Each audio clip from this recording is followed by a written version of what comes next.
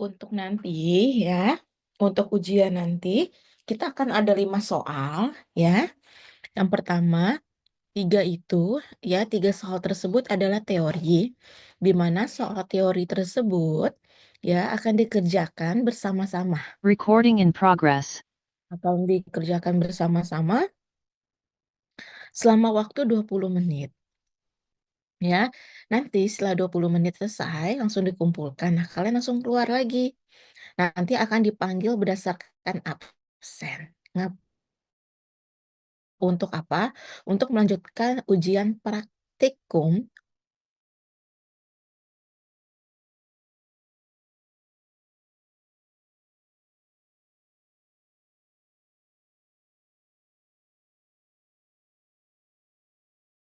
dulu.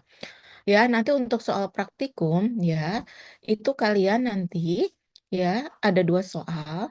Yang pertama, kalian ya harus bisa menyonde ya, oral, nyonde ya ke tikus. Yang kedua itu injeksi. Oke, kalau nyonde ya nanti yang kalian lakukan adalah ingat ya bawa hand glove, semua perlengkapan praktikum kalian ya. Nanti eh, kalian masuk ya akan diawasi masing-masing stand ya, masing-masing soal itu nanti akan diawasi satu anak satu asdos ya, itu akan diawasi. Jadi nanti untuk yang soal pertama itu kalian akan apa menyonde tikus ya. Nah, nyondenya berapa mili, Bu? Nanti nyondenya itu sudah tentukan. Misalnya 0,4 mili. Ya udah, kalian ini tinggal ambil aja cairannya 0,4 mili.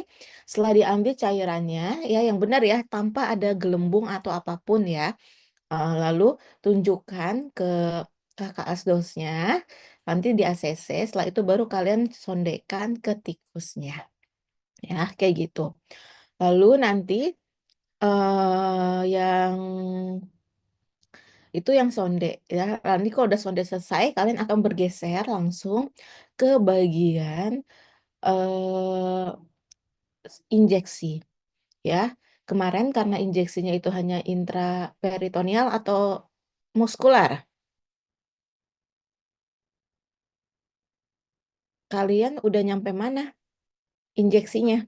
Baru yang intra, baru yang Baru IP, yang Bu. IP, Bu.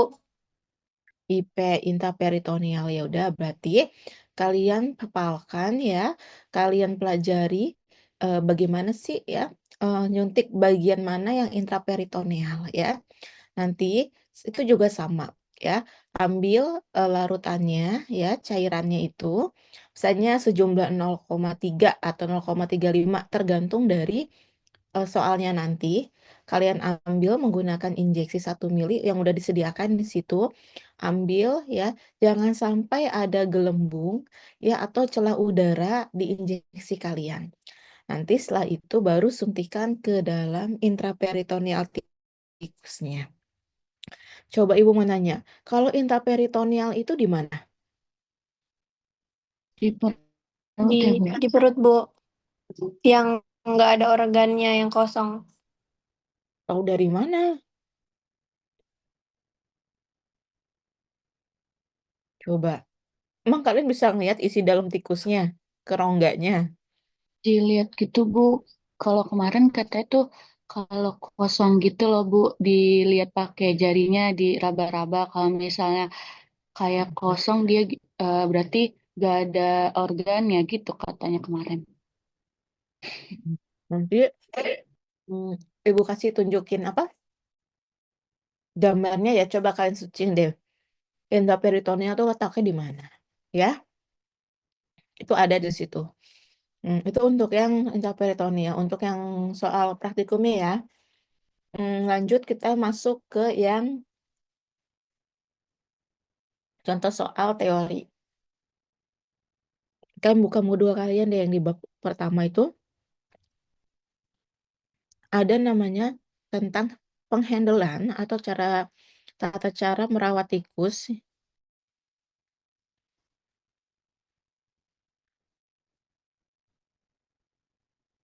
Bentar ya.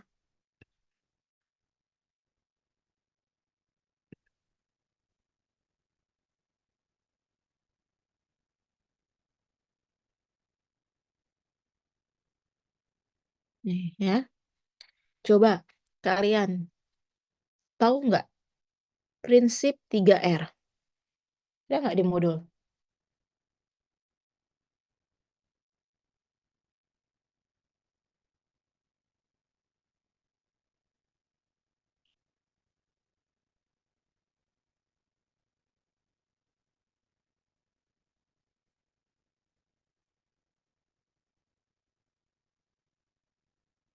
Ada Ibu. Apa aja?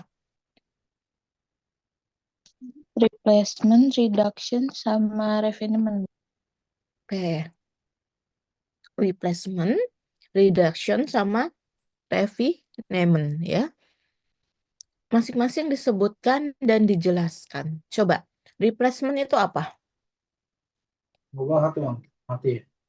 Keperluan memanfaatkan hewan percobaan yang sudah diperhitungkan secara seksama, baik dari pengalaman terdahulu maupun literatur. Itu doang?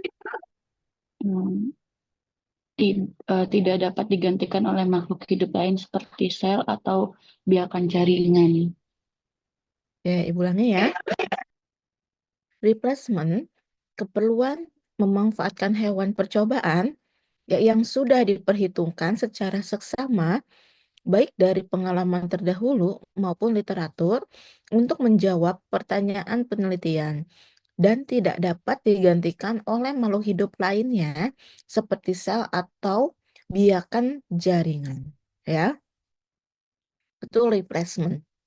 Lalu reduction, ya, pemanfaatan hewan dalam penelitian sesedikit mungkin penggunaannya, tetapi tetap mendapatkan hasil yang optimal. Oke, kalau refinement memperlakukan hewan percobaan secara manusiawi atau human, memelihara hewan dengan baik, tidak menyakiti hewan, serta meminimalisasikan perlakuan yang menyakitkan, sehingga menjamin kesejahteraan hewan coba sampai akhir penelitian. Ya, itu 3R yang harus kalian hafalkan dan ingat, ya, serta dijelaskan secara detail. Oke, Bu lanjutkan ya.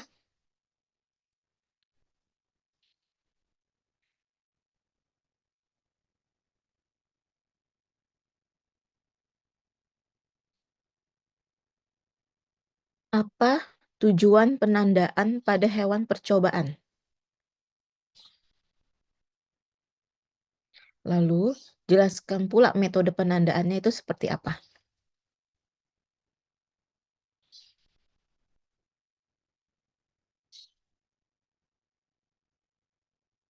Apa tujuan penandaan pada hewan percobaan? Untuk membedakan, Bu. Untuk membedakan. Lalu, metodenya seperti apa? Ada permanen sama jangka pendek. Berarti kalau yang permanen itu namanya jangka Panjang. ya. Jadi, tujuan dari penandaan hewan adalah untuk nggak ketukar katanya. Atau istilah lainnya, agar hewan mudah teridentifikasi dan tidak tertukar satu sama lainnya. Ya, benar ya, agar tidak tertukar, tinggal ditambahkan aja agar mudah teridentifikasi. Penandaannya, ya, metode penandaannya itu ada dua. Ada penandaan jangka panjang dan penandaan jangka pendek, ya.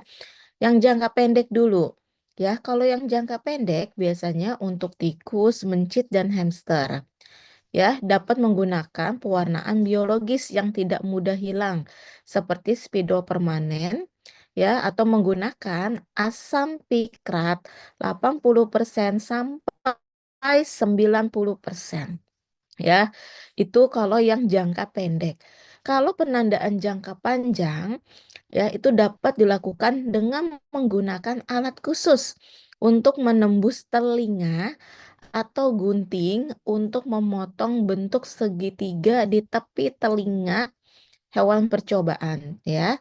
Itu misalnya pada tikus, ya. Itu untuk jangka panjang.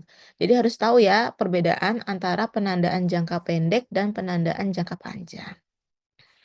Oke, lanjut.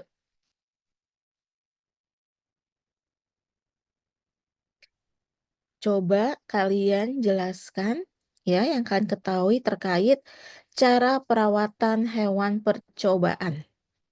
Gimana ngerawatnya selama ini?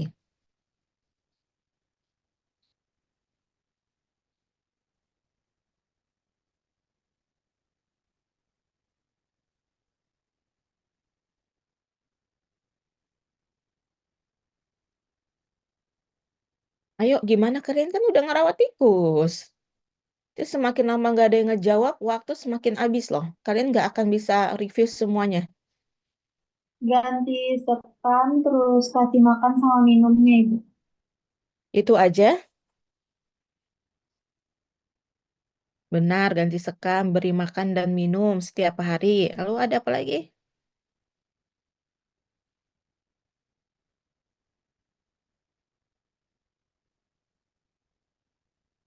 Ayo, nanti mau habis. Ruangannya dengan suhu yang sesuai, Bu. Ya, ada lagi, apa lagi?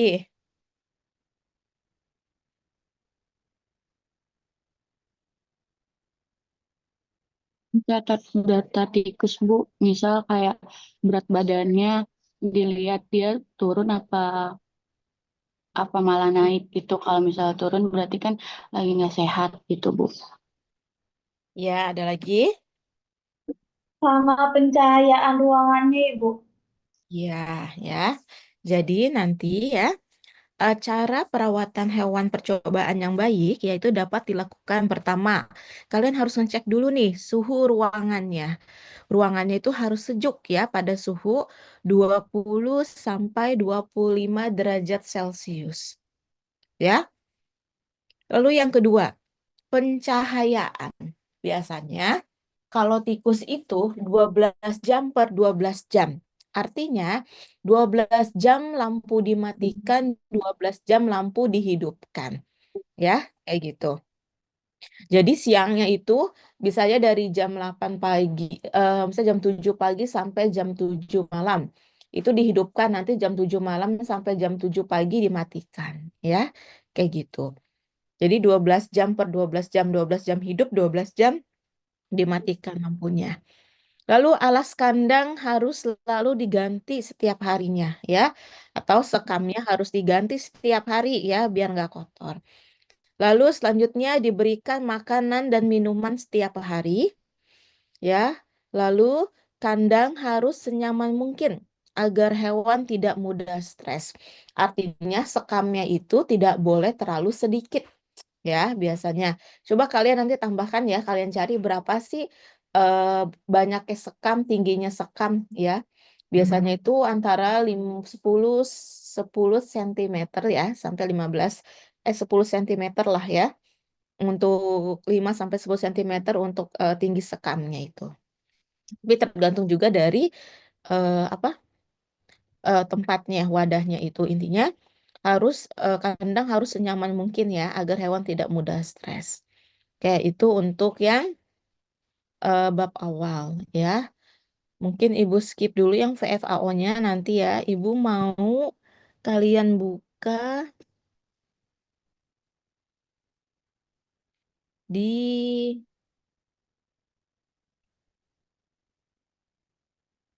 hipnotik sedatif kemarin. Yang baru kemarin aja dipraktikumkan ya. Bab hipnotik sedatif. Udah dibuka? Coba.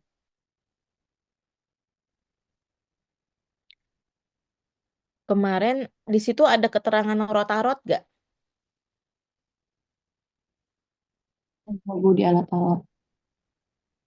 Ada Eh, nggak? ada, Bu. Tapi kemarin dipraktikumkan nggak rotarot? Kemarin hanya whole board aja ya?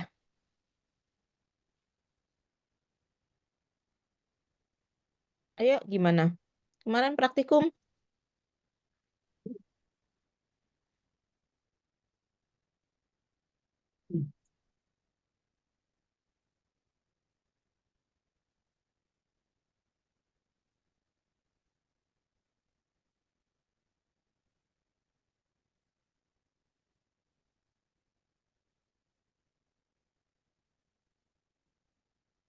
Hmm? Kemarin metodenya yang digunakan metode apa pas saat praktikum hipnotik sedatif? Pakai apa?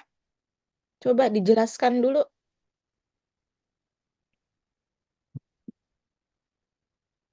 Kalau kemarin saya kan dapatnya yang Holtbot, Bu. Itu dia metodenya itu dilihat head dip-nya kan selama 5 menit sebelum sama sesudah pemberian obat diazepamnya.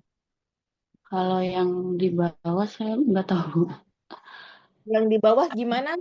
Uji apa? Yang dapat? Ayo. Yang hipnotik itu Bu, disuntikin dulu sesuai dosis tikusnya, terus abis itu setelah disuntikin dilihat HLP teramati, terus sleep latency sama durasi tidurnya. Oke ya. Berarti nanti kalian harus tahu tuh ya, Holbrook test itu apa ya, sama sleep latency tadi ya. Apa sleep latency, terus durasi tidur ya, dan sebagainya. Ada 3 kan ya, kalau nggak salah kemarin tuh ya. Apa aja parameternya tuh yang di hipnotik? Iya Bu, ada 3. Nah, itu masing-masing nanti dijelaskan. Terus sama Holbrook test itu apa ya. Lanjut. Lalu yang kedua itu, coba kalian apa perbedaan efek obat hipnotik sedatif? Ya, apa perbedaan ya efek obat hipnotik sedatif dan sebutkan contoh obatnya. Coba. Ada yang bisa jelaskan? Ayo, efek obat hipnotik dan sedatif.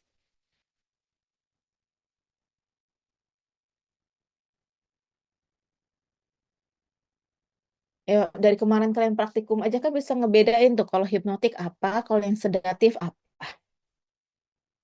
Kalau yang sedatif kan pakai whole board tuh tes di atas.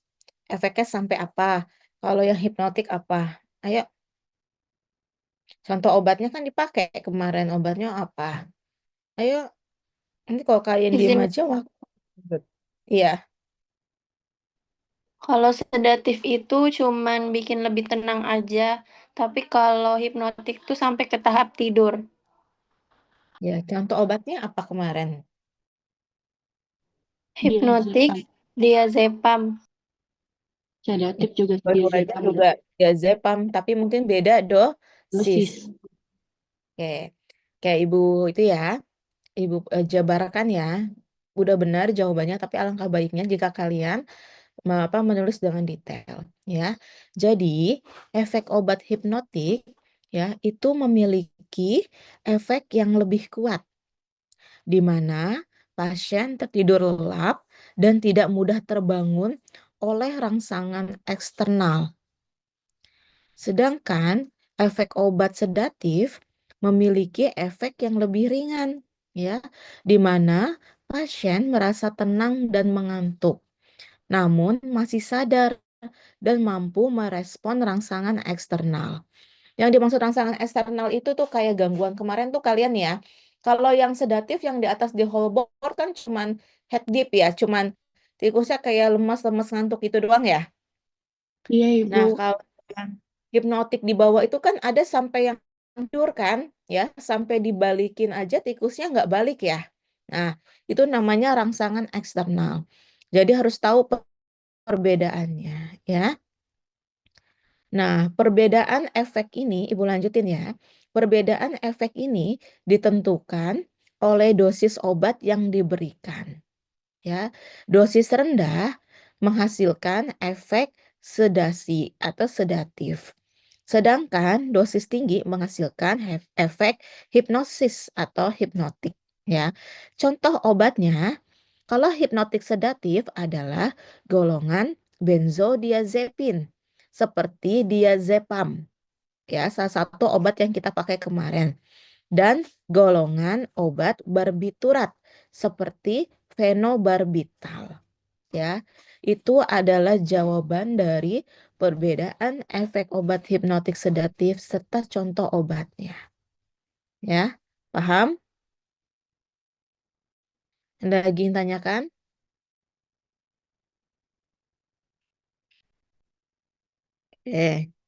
Lanjut ya.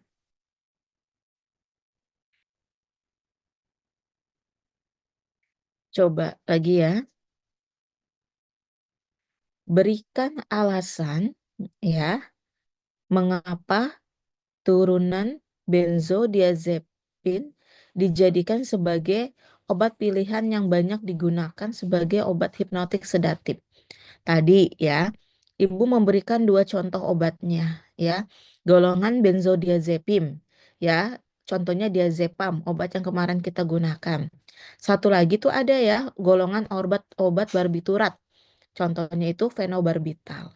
Ya, tapi kita lebih memilih benzodiazepin. Kenapa? Ya, kenapa ya kita memilih alasan menggunakan turunan benzodiazepin? Ya, atau obatnya namanya diazepam. Ya, yang digunakan sebagai hipnotik sedatif. Kenapa kita memilih golongan tersebut dibandingkan golongan barbiturat? Ya, seperti fenobarbital. Kenapa?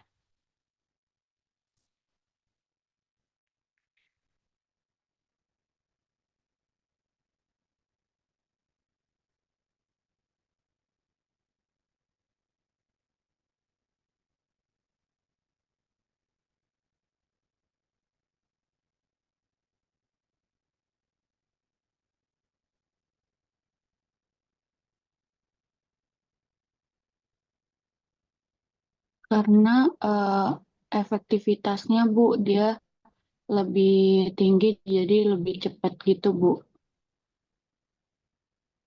Ada lagi yang lain? Sama kalau misal diazepam itu tingkat ketergantungannya itu lebih rendah Bu, dibanding barbiturat.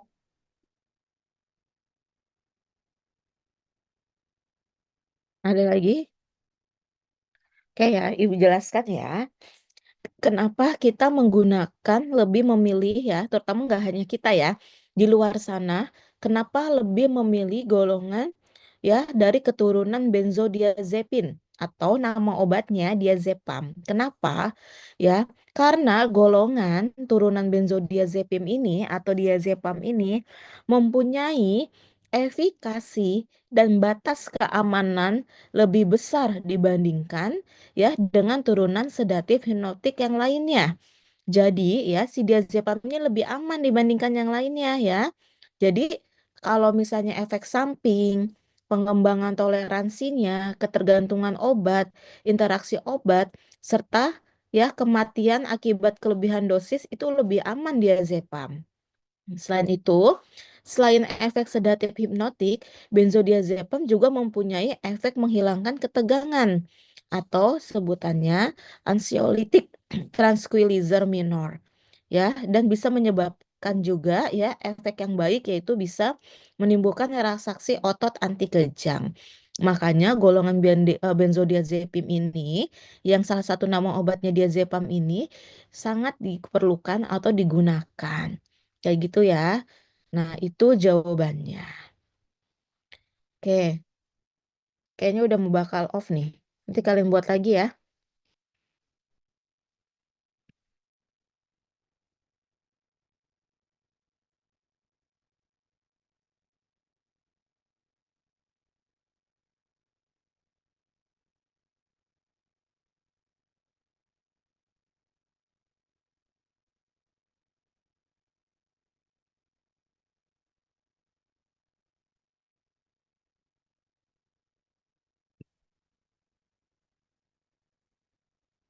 Oke, kita lanjutkan.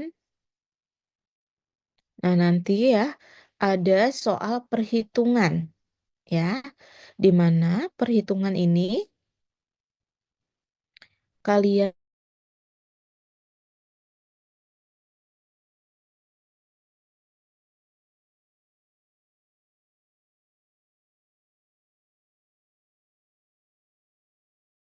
kalian total sekelas ada berapa mahasiswa ya? Ibu lupa.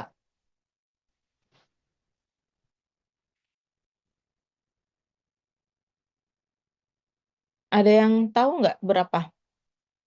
16 mahasiswa, Bu, satu kelas. Kalian di kelas kalian 16. Iya, Bu. Berarti dua jam berapa? Kita mulai jam berapa ujian? Biasanya sampai selesai jam berapa sih? Ibu lupa. Kalau praktikum biasa sampai jam berapa?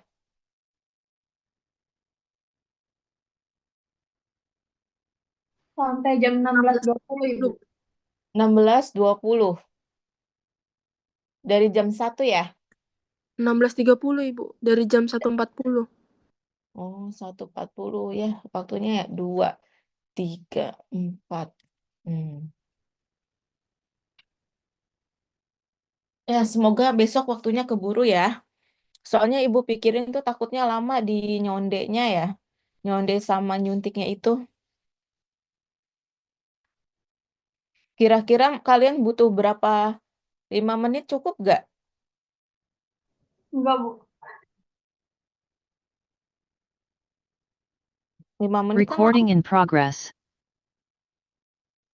Soalnya kadang tikusnya itu yang brutal gitu, Bu. kalau 10 menit, misal ya, kan asdos nggak banyak, cuma berapa orang. Cukup lah ya, insya Allah. Paling nanti agak telat-telat dikit nggak apa-apa ya. Kalian abis jam itu ada kelas lagi nggak? Nggak ada, Bu. Nggak apa-apa, Bu. Nggak ada, Bu. Ya udah. Oke, kita lanjut ya. Kita masuk ke perhitungan soal perhitungan. Nanti di soal perhitungan itu kalian harus mengkonversikan dosis. Misal ya, Ibu contohkan ya. Kalian boleh hitung di sini rame-rame ya. Tapi nanti soalnya di sana agak beda ya angkanya. Tapi nggak jauh beda. Misal ya.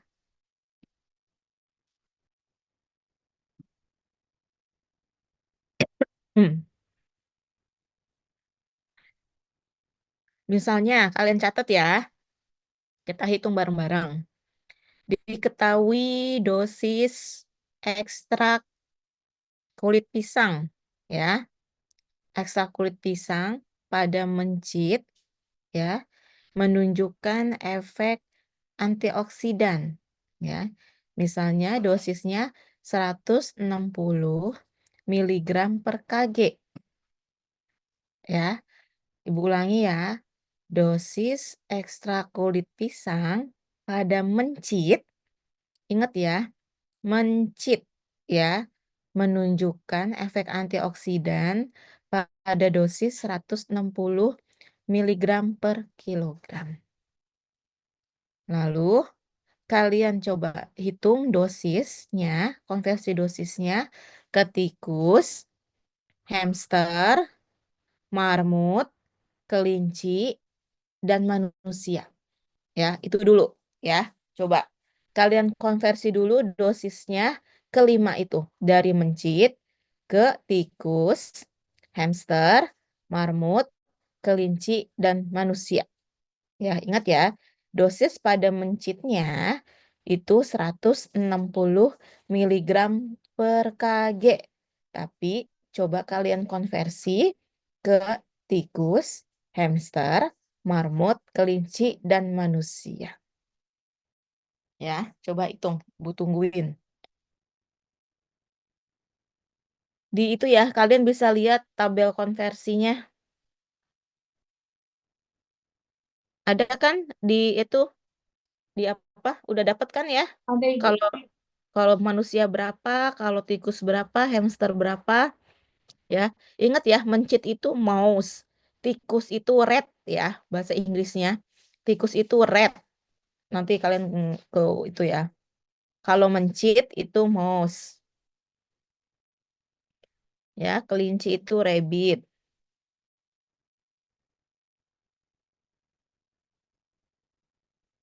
Kalau hamster ya hamster.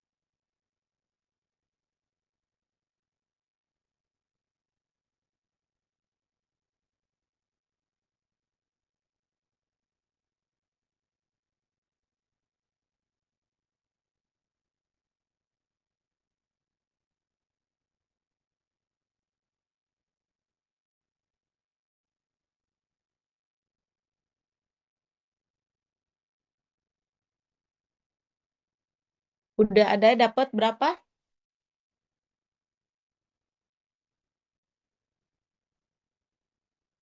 Berapa dosisnya? Ingat ya, masih dalam miligram per kilogram.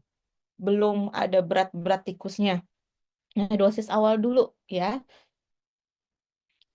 Jadi ya, pokoknya ininya diketahui nih ya, dosis mencit yang bisa memberikan efek antioksidan itu 160 mg per kg.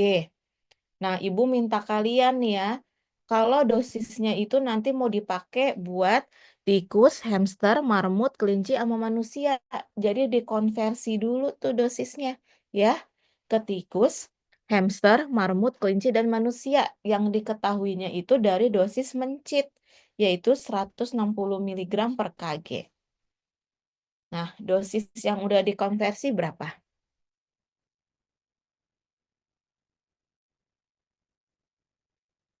Kalau tikus 80 mg per kilogram bukan Ibu? Iya, betul. Kalau hamster?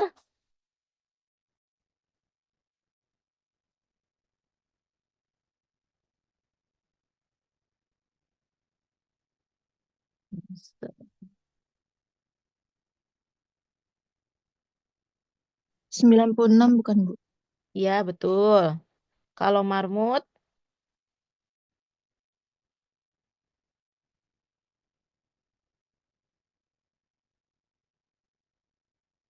Marmut 80 mg juga Ibu. Miligram per kilogram. Marmut. Coba. Marmut. 6.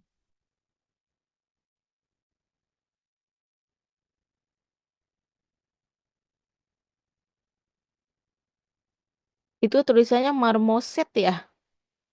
Kalau marmut ya? Iya Ibu. Hmm.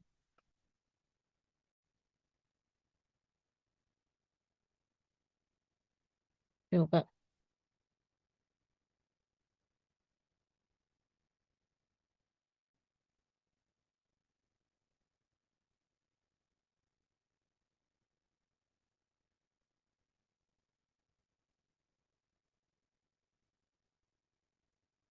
Marmut itu Guinea-pig deh kalau nggak salah. Coba deh kalian pakai Guinea-pig deh. Berapa?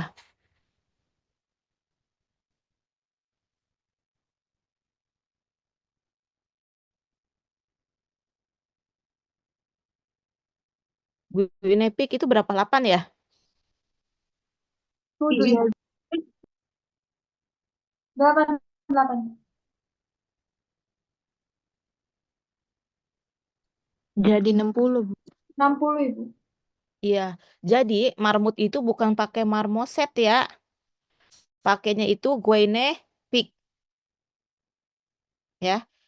Ingat ya, marmut itu pakainya Guinea-pig. Berapa Guinea-pig itu? 8 ya. Tadi kan kalian ngitungnya itu pakainya yang marmoset ya? Itu bukan marmut, marmoset itu. Ya, marmut itu masuknya itu ke Guinea-pig. Paham ya? Jadi hasilnya berapa?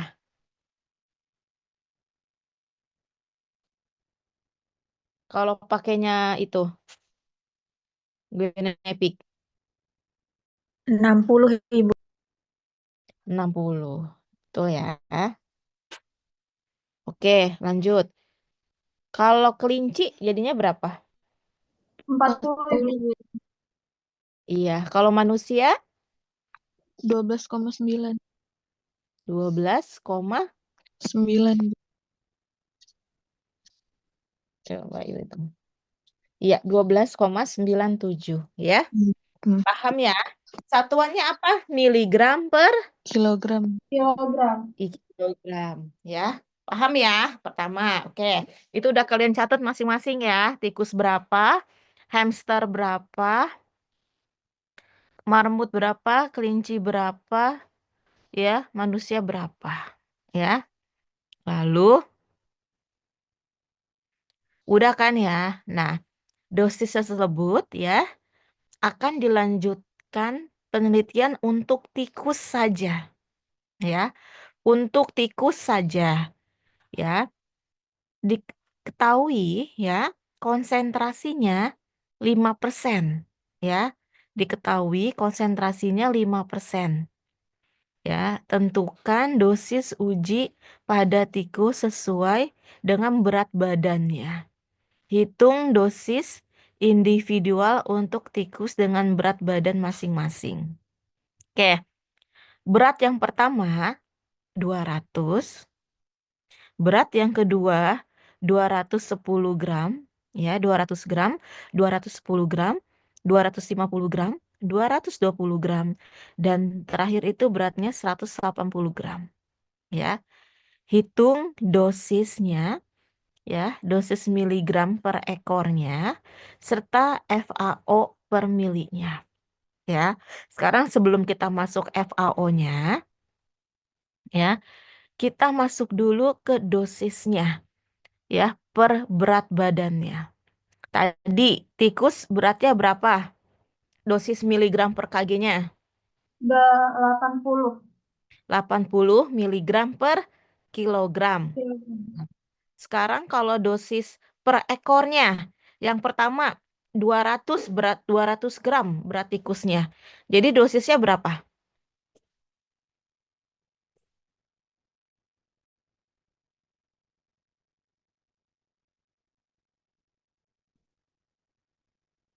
Ayo, gampang kan udah diketahui. Kalau dosis miligram per kilogramnya itu 82,5 miligram per kg, ya. Kalau ada tikus yang beratnya 200 gram atau 0,2 kilogram, berapa? 16 bukan, Bu? 16 ya, tinggal dikaliin aja ya.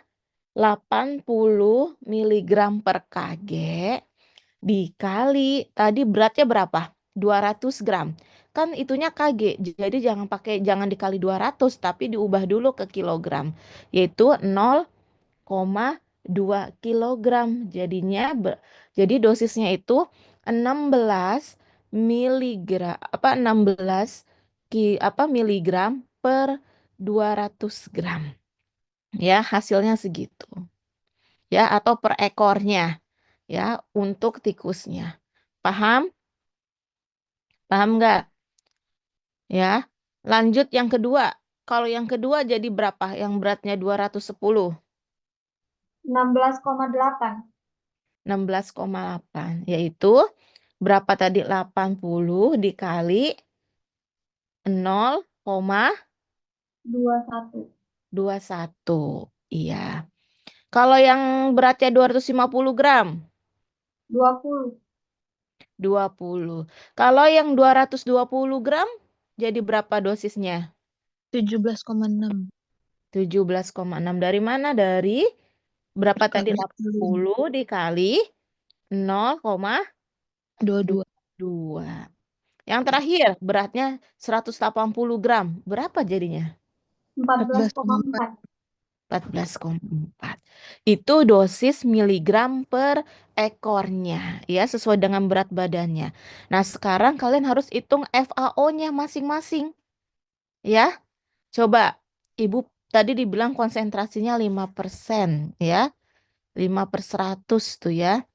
Nah, hitung FAO. Rumus FAO apa sih? Dosis dikali berat badan per konsentrasi. Oke, ya. Coba, ya. Dosisnya pakai yang mana? Jangan salah loh. Dosisnya pakai yang mana kalau FAO? Ingat, satuannya Hasil HED, Bu. hasil HED. Berapa HED tikus tadi? 80, Bu. 80. Dikali BB-nya yang pertama berapa? 0,2 kilogram, Bu. 0,2. Ya, dibagi konsentrasinya berapa? 0,05 bukan, Bu. 0,05. 0,05. Yakin?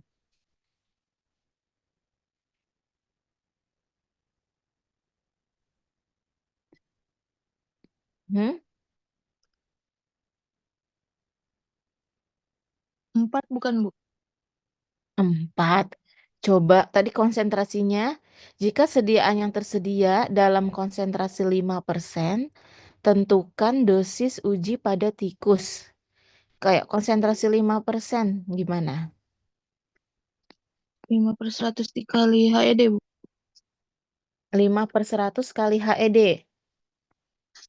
Iya, Jadi gimana 5/100 kali HED? HED-nya berapa tadi? 80, Bu. 80 dikali 0,2. 5. Iya kan? Oh Berapa? iya, 16 lalu dikali 5%. Kayak gitu? Gimana? Aduh, ayo.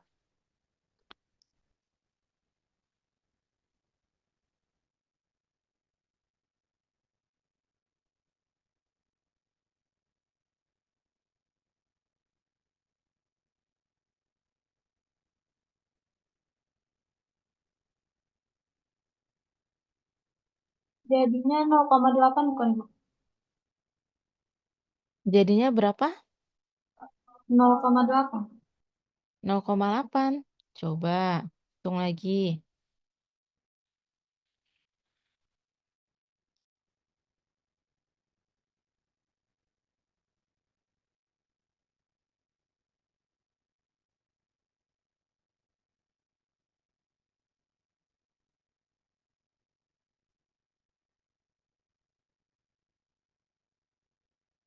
Empat bukan, Bu, FAO-nya.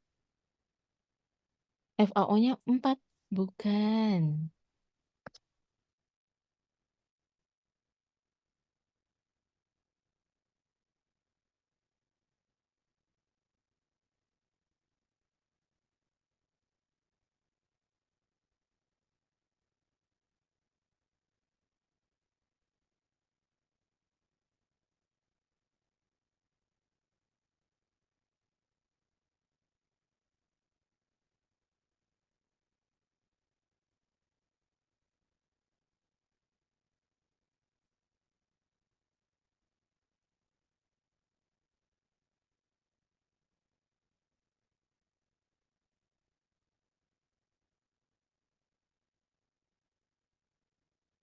Ayo, berapa?